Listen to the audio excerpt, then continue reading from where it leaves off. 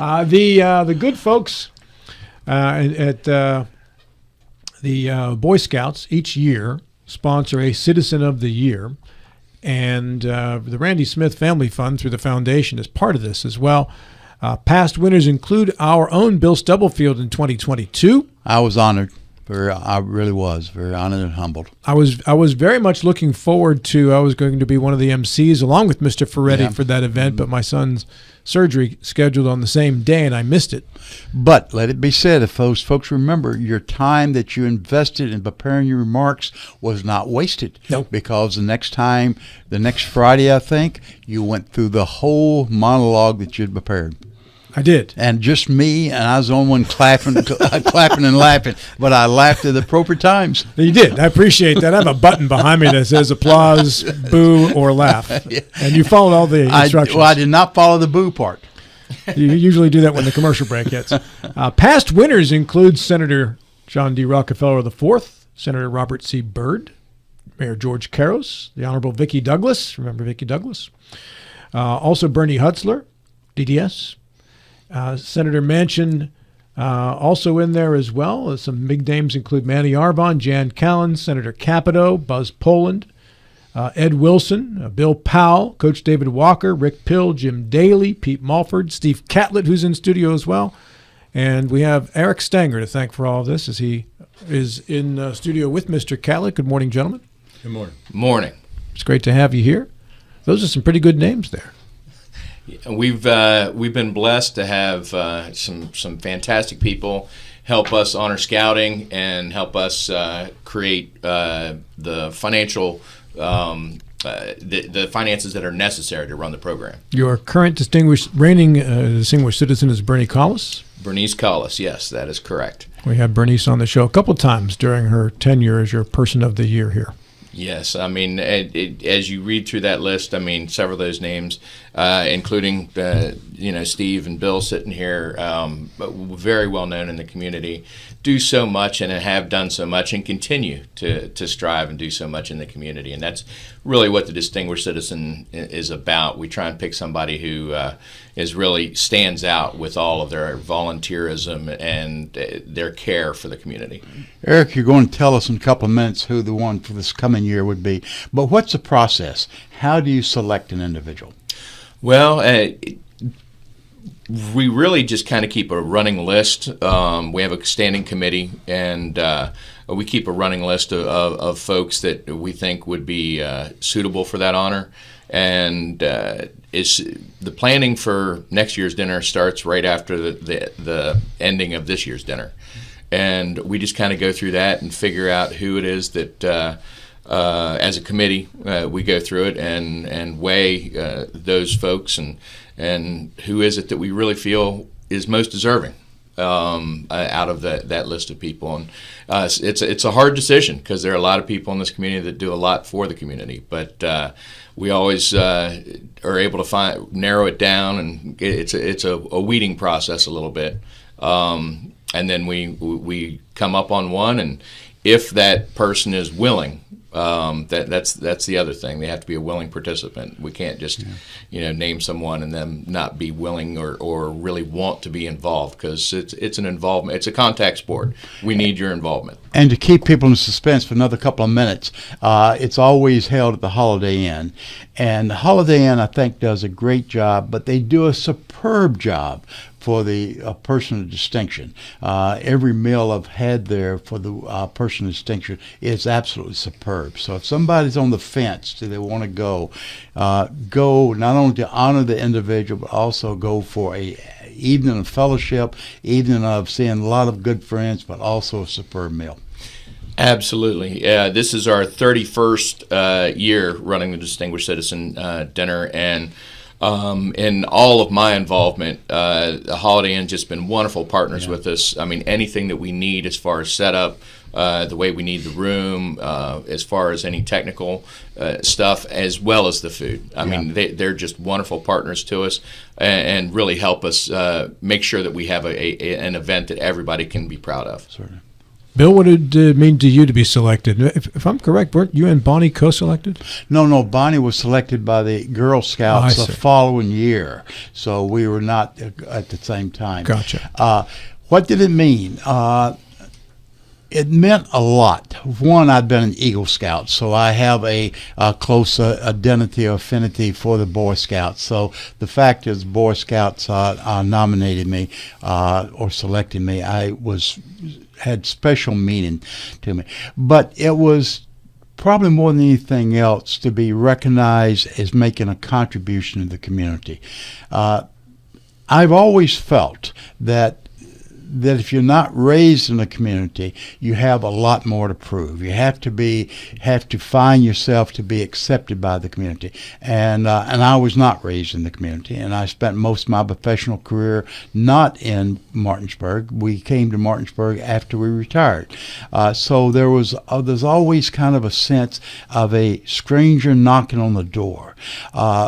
I've often said Martinsburg is one of these unique communities that welcomes you. If you're prepared to become immersed in the community, to contribute to the community, Martinsburg, it's actually Berkeley, Eastern Panhandle, would welcome you with open arms. That's what we felt. But there's always a sense that you were kind of the last person at the dinner table. I think that the fact I was selected to be a person of distinction kind of opened that door widely, and I realized that I had been accepted to the dinner table. And as a consequence, it meant a lot to me. You look at the list. There's been some folks that are like Steve, were born and raised in the Eastern Panhandle. Folks like Jan Callan, Ed Wilson, who like me came in from a different profession, different area altogether. Mm-hmm. But it was, and I'm making a long answer, Rob, I apologize, but it was, it really meant more to me, I think, than I would have thought that it would, because it verified the sense of community that I felt, and it showed that it was reciprocated. Steve, how about you? It was quite an honor. I was a little hesitant to do it because I didn't really think I deserved to be a distinguished citizen if you go over that list again. And that some names on there tells you why. So, but at the same time, the most stressful part of it was worrying about would it be successful. And you worry, well, if I'm going to be the citizen this year, I hope it's successful for the Boy Scouts. Got to sell some tickets. Yeah, for sure. So yeah, let me interrupt real quickly. Steve said he felt he was not worthy of it, and it took 2 or 3. I can remember Buzz Poland and I going to Steve's office and said, "Steve, you are worthy of it. You are the person that I think is probably the most worthy of anyone." So Steve did not really want to accept it because, again, he felt he was not worthy. And I think Buzz and I, along with others, convinced him he, in fact, was worthy. The Admiral strong-armed me. Not the first time. Now, are there obligations that follow? You mentioned that it's a contact sport. So are there obligations that follow the dinner in being distinguished citizen? No true obligation. The real obligation is putting the dinner together. We want it to be, it's not, scouting is part of that evening, but it's really about the honoree. And the contact sport of it is, who do you want in that room? Who are the people that you want to be there to see you receive this? Who do you, what in the program would you specifically want? Who would you like to speak on your behalf? So there's a lot of input from the honoree, as well as we do collect a lot of pictures and stuff from past to present of the honoree, because we run a slideshow throughout the dinner. And it's really more about them. I mean, we're there for scouting. They're there to, help us with scouting, but we're there to honor them. And the honoree did make some suggestions of who should be invited. I wanted to have the uniformed service folks there. I wanted to have the sheriff, the chief of police, the head of court security, the fire, anybody wearing a uniform. I wanted them there to kind of give the subtle message to the Boy Scouts that they're all one part of an organization. Uniformed folks are there to serve. Boy Scouts are there to serve. And where do the nominations start? How does that process start? Or where do they come from? Who can nominate? Anybody can nominate. Just let us know you think somebody might be deserving, and then we can. The committee, we'll add them to our. We have a running list of folks that we discuss, and then we kind of wait for this year's dinner to die down before we bring out that list and start talking through the possibilities for the following year. But just let us know if you think somebody is worthy of such a distinction, and we'll put them on that list, and they'll be discussed. And John, it's okay for you to recommend yourself. Oh no! I'm far too new. So, are you ready to announce the 2025 designee? Certainly. 26, yeah. 26. Yeah, the dinner will be in April of 26, April 14th. Like Bill, the recipient this year is a previous Eagle Scout, is an Eagle Scout. You're never a previous Eagle Scout. Once an Eagle Scout, always an Eagle Scout. And he's also been he's received the Silver Buffalo Award, which is the highest recognition that you can get from National Boy Scouts. And he's actually on the guiding committee for National Boy Scouts. And we were lucky enough to get him because his calendar opened up just a little bit this year. And it's going to be Dr. E. Gordon Gee, former president of WVU, and we all know and really appreciate him. Congratulations. That seems like another big name to go on the list. It is. And he, when we were talking about it as a committee, his name had come up several times just because of all that he's done for the state and scouting. We have it's called the Summit Bechtel Reserve down by Beckley, over 14,000 acres of Boy Scouting woods and area, and the National Jamboree is down there now. And Dr. Gee, President Gee, was instrumental in getting that going, getting it off the ground, and seeing it grow. WVU actually has a major in organizational science if you want to be a Boy Scout professional, that is where you should go to school, is WVU. It's not just for Boy Scouting, it's for all organizations, but he was instrumental in getting that major at WVU, as well as the partnership that WVU shares with the Summit, sending innumerable people down there for all types of research and using that 14,000 acres, not just for scouting, but for the good of education. When did you inform Dr. Gee that he would be your person of distinction for 2026? We we asked him, and he agreed in August is when we started it. We nailed it down. So at the end of August, he agreed, and we've been slowly putting together all of the parts behind it since then, and as far as dates, times, because even though he's retired from WVU, he still has a very busy schedule. So figuring out when everything works for all the parties concerned, and it would be good for him, because it's about the honoree as much as it is about scouting. What was his reaction? He was humbled and touched. He was excited to be able to come over and do help. Represent scouting and be involved with the dinner. He's come over twice before. He's come over once before. He's been speakers for us for the honorees before, for Jim Daly and for Rick Pill. He was a speaker, and so he's been involved with our dinner and there before. My wife actually reminded me a funny story about him, and if you've ever been in a room with him, he's a very, very personable gentleman. Great speaker, real fun. And at Jim Daly's dinner, my youngest son was getting ready to go to WVU and introduced himself to President Gee. And President Gee gave him his personal email address and said they should be pen pals. And so they corresponded for several weeks before my son went to WVU, and that really kind of touched him, touched us, and that's just the kind of guy he is. That's a pretty cool story. Yeah. So give us the details on the dinner and how do you get tickets? Well, the dinner is going to be April 14th at the Holiday Inn. We are doing a little bit something different this year. We're going to do a marquee reception before the dinner for depending on what level of participation you have in the dinner as far as sponsorships. And so that will be at 5:30. The happy half hour will be from 6 to 6:30. Dinner served at 6:30. We want to get everybody out and respect everybody's time because those dinners other dinners can drag on. We've always been very mindful of that to make it worth everybody's evening. It'll be at the Holiday Inn here in Martinsburg. If you need tickets or need information, feel free to contact our council office in Winchester. That number is 540-662-2551.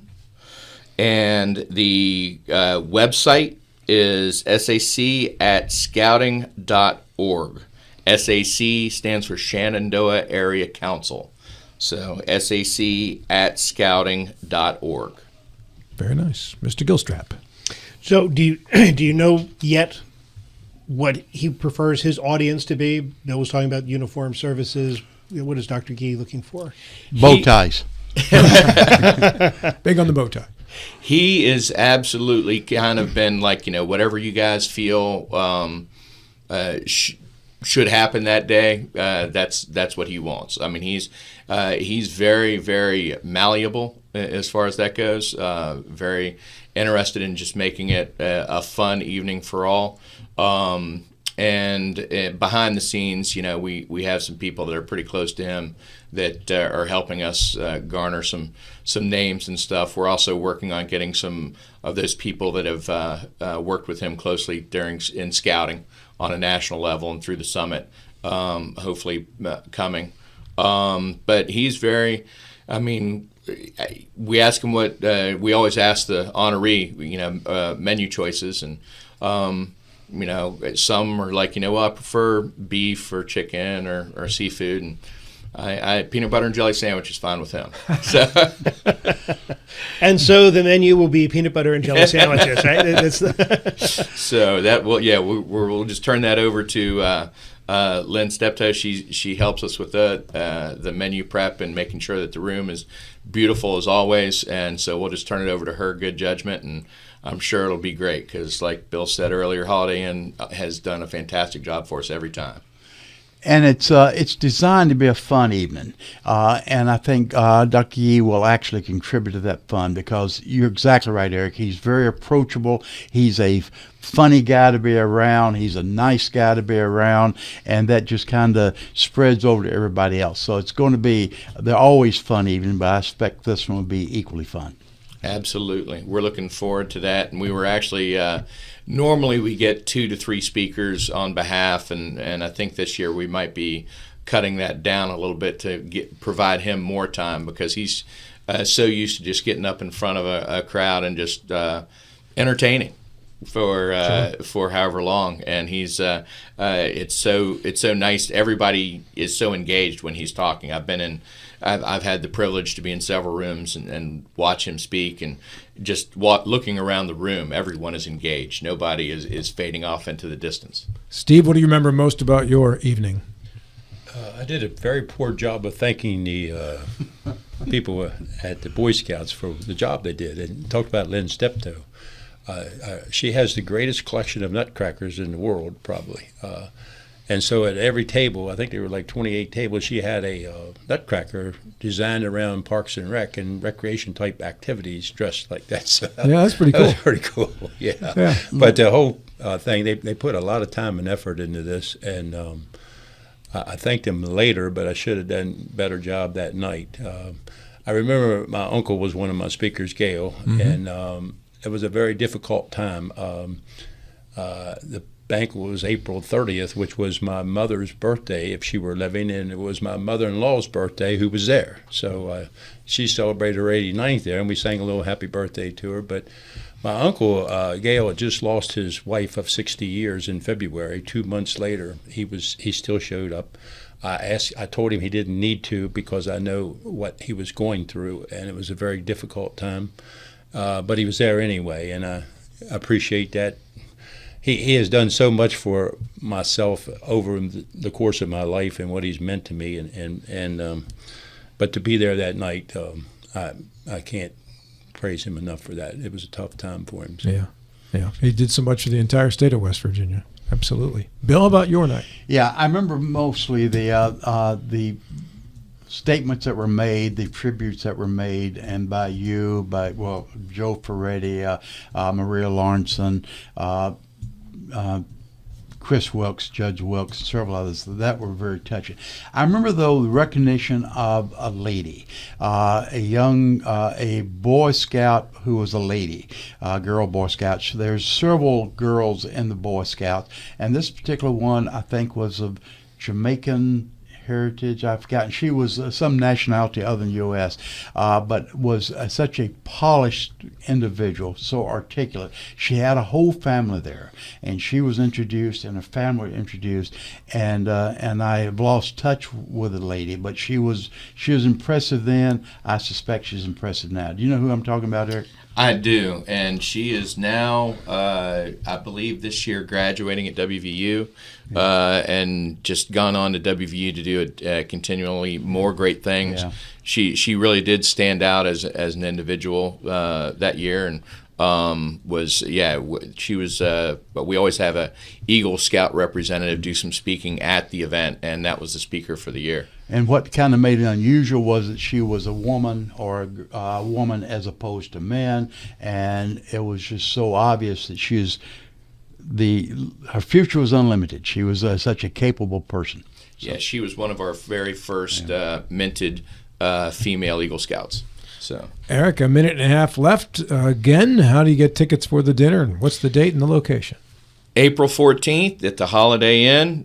You get tickets. It'll be posted. You'll see it on social media, and we'll get more out as far as that goes. But if you need some information before then, please call the Scout office at 540-662-2551 and just ask about the Shenandoah Area Council dinner for Dr. Gee, and the email is sac@scouting.org. SAC, Shenandoah Area Council, SAC@scouting.org is the email. You can send questions there, and we'll make sure they get answered. And like I say, we'll be posting it to social media and getting it out there more widely very soon. How much are the tickets? Individual tickets will be $150, but there are sponsorships all the way up to $10,000. All the way up to $10,000. Well, I wish you the best in your ticket sales, your dinner, and the honoring of Dr. Gee. Thank you so much. Thanks for having us, and thank everyone in this room, but thank you, Steve and Bill, for your participation. Also, Eric works on this 12 months a year, so the success is in large part on Eric's shoulders. Thank you, Eric, and thank you,